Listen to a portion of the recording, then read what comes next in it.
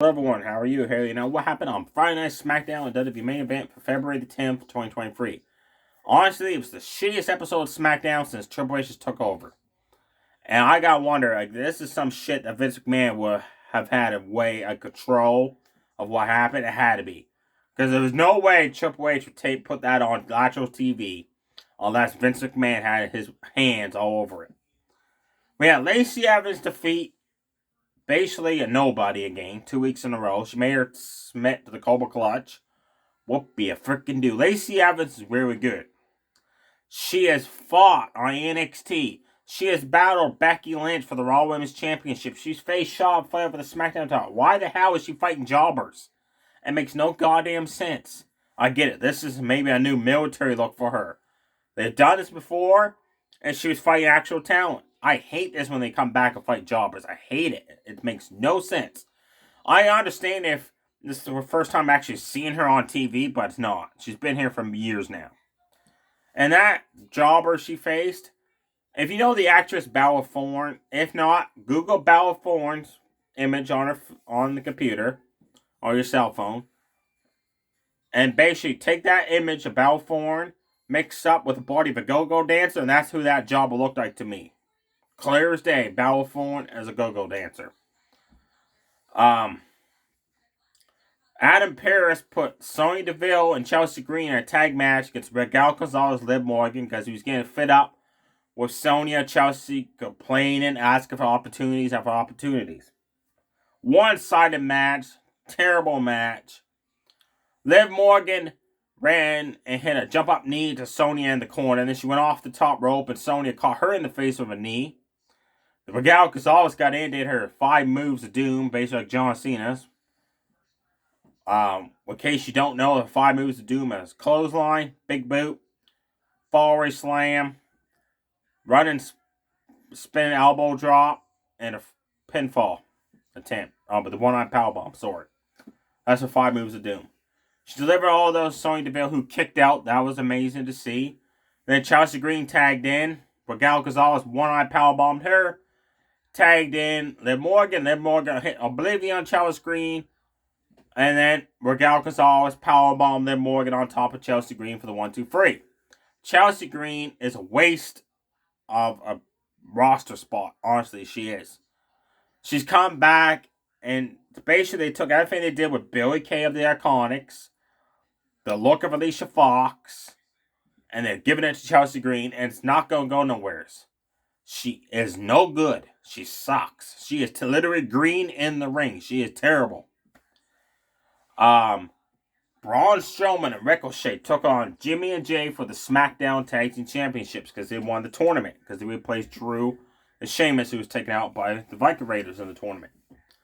This was a very good match. I enjoyed it, except for the ending, which made no sense. Jay came for the crowd because Jimmy was worried that he was going to be defending the titles by himself, but Jay showed up.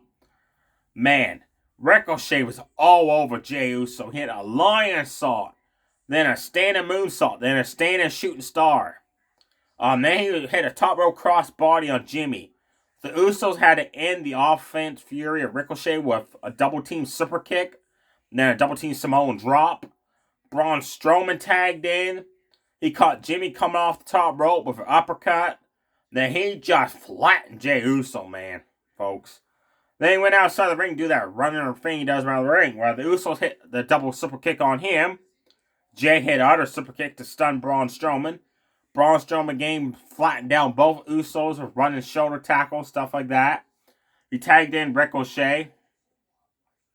And Ricochet, Braun Strowman hit the running power slam on one of Jimmy. And then Ricochet jumped off the shoulders of Braun Strowman, hit a splash. Then Jay broke up the pin in the nick of time. Everybody started fighting everybody. Then outside the ring, this is the end of the match. Like it was bad. Braun Strowman ran at Jey Uso, who's at the announce table. If you watch this, clear as day, you can slow it down in slow motion. You watch Jay ducks before Braun's even close to him. So then Braun basically is like, I'll just run myself over the announce table. Thank you, Jay. Then as that happened, Ricochet had a shooting star press off the top rope onto Jimmy. Then he flipped himself over for some reason, just so Jay can hit the Uso splash on for the 1-2-3. The Usos keep the titles. Backstage after the match, Jay fist bumped Sami Zayn by a production truck. Jimmy cannot be in Montreal because Jimmy Uso has records of like 5 DUIs. So in Montreal, Quebec, he cannot be allowed to be there because of his past DUI charges. But Jay has never had a DUI charge. So Jay Uso is fine to go to Montreal, but Jimmy can't.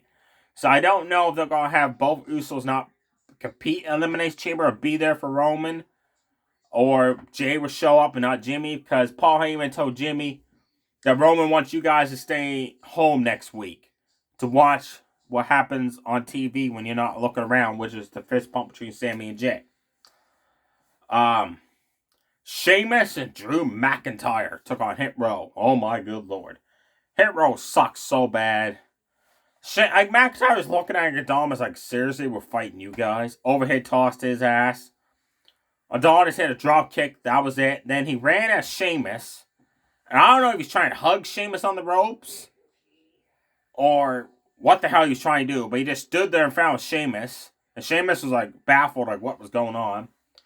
Then he tagged out to Top Dollar. Sheamus delivered there like 20 beats to the Bowery on Top Dollar. McIntyre got in, Claymore'd Top Dollar. Sheamus hit the bro kick on Adonis. Fast match. Sheamus McIntyre win. After the match, they're challenged by the Viking Raiders for next week on SmackDown. Which I honestly, this match is going to be great if they do it right and have Triple H run the show. Now Vince McMahon has his hands over it. But I would love to see this happen in Elimination Chamber. SmackDown only has one match booked for the pay-per-view, while Raw has like 3 matches booked. So SmackDown needs out a match on the pay-per-view, and that would be a great match to add to it. This tag match between the Viking Raiders, McIntyre, and Sheamus. The last match of SmackDown was a Fatal 4-Way number 1 contenders match between Rey Mysterio, Karrion Kross, Santos Escobar, and Riddick Moss. The winner will face Walter next week for the Intercontinental Championship. Michael Cole has already cursed the guy, saying he's been champion for 180 somewhat days. So Walter's going to lose his title very soon, folks, which is a shame. Thank you, Michael Cole. You suck for cursing Walter with the title ranks. Every time they tell champion throughout the history of WWE, when they announce this champion's been champion for 900 days, 600 days, 500 days, the last year Roman Reigns are protected in the Usos. Anybody else, they lose that title in the next title defense. So maybe next week Walter loses his title. I got a bad feeling he might because of that curse. The Fatal 4-Way was good. It had its moments. But man, Karrion Kross, oh my good lord. He tried to climb up on the top rope to hit superplex or something on Rey Mysterio. He was so slow climbing up on the ropes. He looked like basically like a wooden peg man, like one of those pirates with wooden legs. Basically picture that as Karrion Kross going up the ropes. Rey hit buttoning him down, had a top rope swanton drop on him. Then he had a sunset flip on the Santos Escobar, who waited for Rey to get up to drop kick him in the face. Rey was so slow moving in this match. He went for the 619. He was moving like a snail. Now Santos kick him in the guts. Riddick Moss, to me, and Santos was the best performers of the night. Santos delivered one hell of a backbreaker on Rey Mysterio, and then delivered a Falcon Arrow. Just mopped the floor of Rey with that Falcon Arrow, which they call the Phantom Driver. Riddick Moss hit his running shoulder tackles in the corners against Karrion Kross and Santos Escobar. He did like 5 of them in a row. That was impressive. Then he started hitting running tackles across the ropes on Rey and Santos. Then he spine busted Karrion Kross. Rey finally hit the 619. Then Riddick Moss, Scarlett got involved. She got knocked off the ring apron. Santos and Kross got taken out to the outside. They started fighting. Riddick Moss had a top rope elbow drop off the top rope onto Rey Mysterio for the 1-2-3. So, Riddick Moss will face Walter next week for the Intercontinental Championship. Also next week, Natalya and Chelsea Blackheart will face Shayna Baszler and Ronda Rousey in a tag match. On main event, Dana Brooke was back, absent for 1 week. She faced Indy Hartwell from NXT.